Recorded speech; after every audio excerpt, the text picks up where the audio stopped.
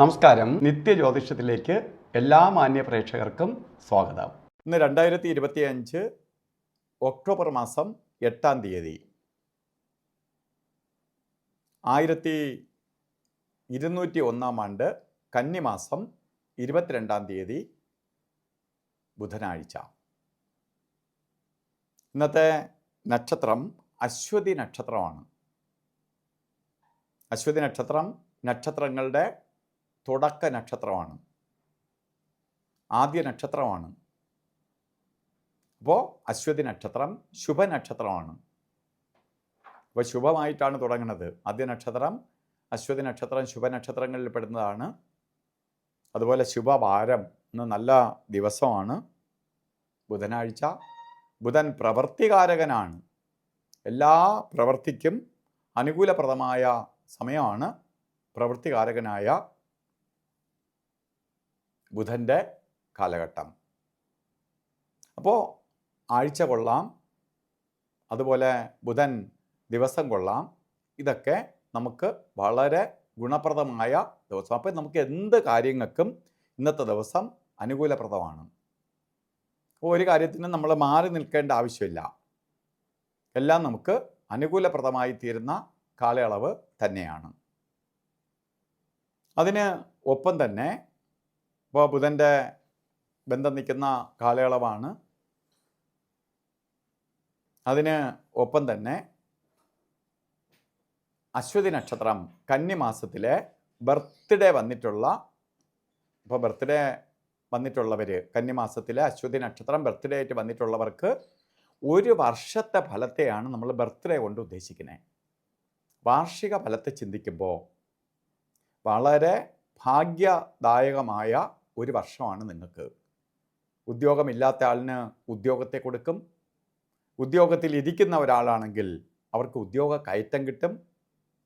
ഇല്ല, പുതിയ എന്തെങ്കിലും സംരംഭം തുടങ്ങാൻ ആഗ്രഹിക്കുന്നവർക്ക് അനുകൂലപ്രദമായ അവസ്ഥ ഉണ്ടാവും. അതേപോലെ തന്നെ പഠിക്കാൻ, ഉന്നത വിദ്യാഭ്യാസത്തിനോ വിദ്യാഭ്യാസ മേഖലയിൽ പ്രവർത്തിക്കുന്നവർക്കും വളരെ അനുകൂലപ്രദമായ അവസ്ഥകൾ വന്നു ചേരും. അങ്ങനെ സാമ്പത്തിക പുരോഗതിക്കും മറ്റ് ഐശ്വര്യഫലങ്ങൾക്കും ഒക്കെ ഇടവരുന്ന ഒരു കാലയളവാണ് നിങ്ങളുടേതെന്ന് മനസ്സിലാക്കുക. അപ്പോൾ നമുക്ക് എന്തുകൊണ്ട് നമ്മൾക്ക് മുന്നറിയിപ്പ് തരുന്നു എന്ന് ചോദിച്ചാൽ, നമ്മൾ ആ ഒരു വർഷത്തെ വേസ്റ്റ് ചെയ്യാതിരിക്കുക. ഇപ്പോൾ അശ്വതി നക്ഷത്രക്കാർക്ക് മൊത്തത്തിൽ നല്ല സമയമല്ല നടന്നുകൊണ്ടിരിക്കുന്നത്. ഏഴര ശനിയും ഒക്കെ ഉണ്ടെങ്കിൽ പോലും നമ്മളെ ബർത്ത്ഡേയുമായിട്ട് വന്നിരിക്കുന്ന ദിവസത്തെ ആസ്പദമാക്കി ഈ കന്നിമാസത്തിലെ അശ്വതി നക്ഷത്രം ബർത്ത്ഡേ വന്നിട്ടുള്ളവർക്ക് സ്പെഷ്യൽ ആയിട്ട് കുറേ ഗുണഫലങ്ങൾ സിദ്ധിക്കും എന്നുള്ളതിന് സംശയം വേണ്ട. അതേപോലെ തന്നെ ഇന്നത്തെ ദിവസം ഓരോ കാര്യത്തിന് ഇറങ്ങുമ്പോഴും രാഹുകാല സമയം നോക്കി യാത്ര തിരിക്കുന്നത് നന്നായിരിക്കും. രാഹുകാല സമയം നോക്കുമ്പോൾ നമ്മൾ കോമൺ ആയിട്ട് രാഹുകാലം, എന്തിനും രാഹുകാലം, ഗുളികകാലം, യമകണ്ഠ കാലമൊക്കെ ഇങ്ങനെ പറയുന്നതെന്ന് വെച്ചാൽ കലണ്ടറിൽ രേഖപ്പെടുത്തിയിരിക്കുന്ന സമയം ആയിരിക്കത്തില്ല യഥാർത്ഥ സമയം. അന്നോടന്നത്തെ ഉദയരാശി ആസ്പദമാക്കി, ഉദയത്തെ ആസ്പദമാക്കിയിട്ടാണ് നമ്മൾ ഈ രാഹുകാലവും ഗുളികകാലവും യമകണ്ഠ കാലവും ഒക്കെ തിരഞ്ഞെടുക്കണേ. അപ്പോൾ അന്ന് രാഹുകാലം പൊതുവെ കലണ്ടറിൽ രേഖപ്പെടുത്തിയിരിക്കുന്നത് 12 മണി മുതൽ 1:30 മണി വരെ എന്നാണ്.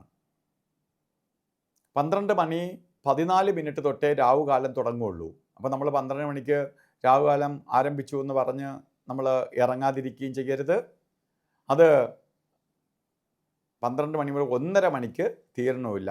1:44 തീരുള്ളൂ. അപ്പോൾ നമ്മൾ 1:30 മണിയായപ്പോൾ അയ്യോ എനിക്ക് രാഹുകാല സമയം തീർന്നു, ഇനിയിപ്പോൾ ഇറങ്ങാം എന്ന് പറഞ്ഞ് ഇറങ്ങുകയാണെങ്കിൽ കറക്റ്റ് രാഹുകാലത്തിനായിരിക്കും നമ്മൾ ഇറങ്ങുക. അതുകൊണ്ട് രാഹുകാല സമയം ഒരു ശുഭകാര്യങ്ങൾക്കും എടുക്കാതിരിക്കുന്നതാണ് ഉത്തമം. അതുപോലെ തന്നെ നമ്മളുടെ ജാതകപ്രകാരം ഇന്ന് ഓരോ കാര്യത്തിന് രാഹുകാലം നോക്കുന്നതിനൊപ്പം തന്നെ ഗുളികകാലവും യമകണ്ഠ കാലവും ഒരു ശുഭകാര്യങ്ങൾക്കും ചേരാത്ത 2 സമയങ്ങളാണ് ഗുളികൻ്റെയും യമകണ്ഠൻ്റെയും കാലഘട്ടം.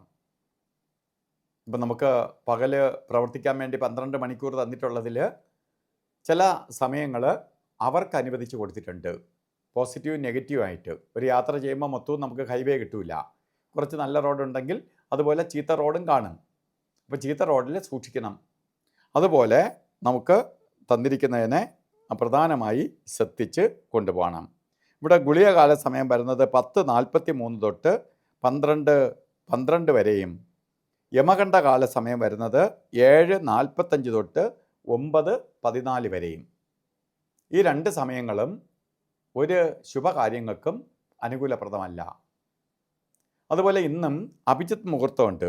അഭിജിത്ത് മുഹൂർത്തം പറഞ്ഞത് 11:48 തൊട്ട് 12:36 വരെ 48 മിനിറ്റ് നേരം അഭിജിത്ത് മുഹൂർത്ത സമയമുണ്ട്. അത് കുറേ സമയം രാഹുകാലവുമായി ബന്ധപ്പെട്ട് വരുന്നത് കൊണ്ട് രാഹുകാലം ശരിക്ക് യാത്രയ്ക്ക് മാത്രമേ ബാധകമുള്ളൂ. എന്നാലും എല്ലാവരും കയറി അഭിപ്രായം പറയണ ഒന്നാണ് രാഹുകാലത്തിൽ. യോ ജ്യോത്സ്യൻ രാഹുകാല സമയം കുറിച്ച് തന്നു, രാഹുകാല സമയത്തിന് അപ്പോൾ അത്രയും അശ്രദ്ധ കാണിച്ചു. രാഹുകാലം ശരിക്ക് ശുഭയാത്രയ്ക്ക് മാത്രമേ ബാധകമുള്ളൂ. എന്നാലും ഈ പറയുന്നവർ ഇതിൽ നിന്നൊന്നും അവർ മാറി നിൽക്കത്തെ. എല്ലാവരും അഭിപ്രായം പറയുന്ന ഒന്നാണ് രാഹുകാലം. അത് രാഹുകാല സമയം നിൽക്കുന്നത് കൊണ്ട് അഭിജിത്ത് മുഹൂർത്തം അല്ലാതെ തന്നെ മുഹൂർത്തം ഉണ്ട്. അപ്പോൾ അഭിജിത്ത് മുഹൂർത്തത്തിന് വളരെ പ്രാധാന്യം കൊടുക്കേണ്ടതില്ല. ഇന്ന് നമ്മൾ ഓരോ കാര്യത്തിന് ഇറങ്ങുമ്പോഴും വസ്ത്രധാരണത്തിന് പ്രാധാന്യം കൊടുക്കണം. വസ്ത്രധാരണത്തിന് പ്രാധാന്യം കൊടുക്കുമ്പോൾ ശരിക്ക് പച്ച കളർ വസ്ത്രം വസ്ത്രധാരണത്തിൽ ഉൾപ്പെടുത്തുന്നത് ഭാഗ്യദായകമായിരിക്കും. പച്ച കളറ് വസ്ത്രം ധരിക്കുന്നത് ഭാഗ്യദായകം ആയിരിക്കും. അല്ലെങ്കിൽ തന്നെ നമുക്ക് പച്ച ഫുൾ വസ്ത്രധാരണത്തിൽ ഉൾപ്പെടുത്തണം, ഫുള്ളായിട്ട് ധരിക്കണമെന്നല്ല.